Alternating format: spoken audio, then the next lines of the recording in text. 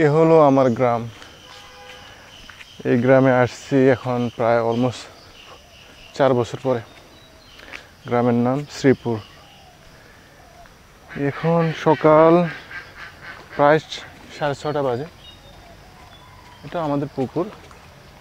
Wow, অনেক মাছ এখানে, অনেক মাছ। আসলে এগুলো স্পেশালি তেলাপিয়া মাছ। অনেক মাছ।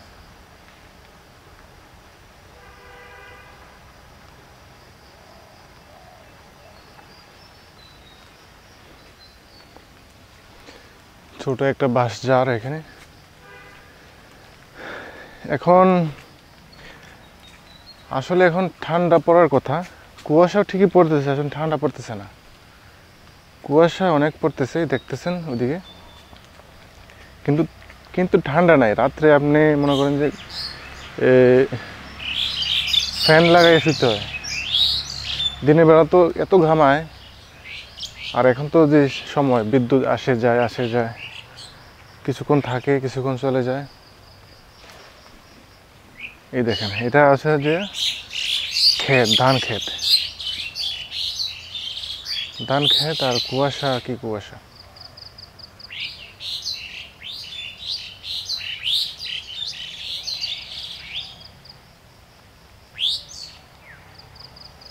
ধান ক্ষেত।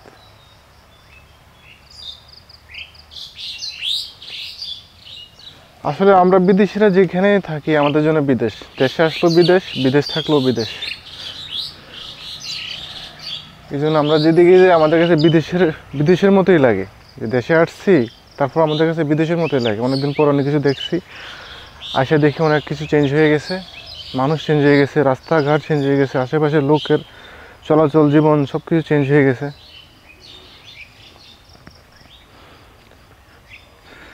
বাচ্চা কাচ্চা অনেক নতুন নতুন চেহারা দেখতে হয়। আমি তো ওদেরকে চিনিও না, কারণ বাচ্চারা বড় হয়ে গেছে। এখন ওদেরকে আমরা চিনতে পারি না। পরিচয় দিতে হয়, ওদের কাছে পরিচয় দিতে হয়, ওরা আমাদের কাছে পরিচয় দিতে হয় যে তুমি কে, তোমার বাপের নাম কি। আর সমবয়সী যারা আছে তারা মনে করেন যে যে যার মতো সেটিং হয়ে গেছে। কেউ বিদেশ চলে গেছে, কেউ চাকরি করে, কেউ চাষাবাদ করে।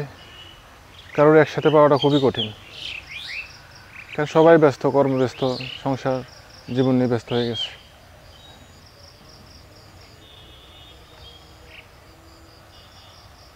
এই দৃশ্য আমি আমার লাইফে প্রায় আজকে 18 বছর পরে দেখছি। এই দৃশ্য, যে কুয়াশা সকালবেলা। যখনই দেশে আসতাম তখনই মনে করেন যে এই শীতকাল আসা হতো না, স্পেশালি গরম সিজনে আসা হতো। এই কুয়াশা, সকালবেলার কুয়াশা আমি প্রথম দেখলাম আমার লাইফে প্রায় 18 বছর পর।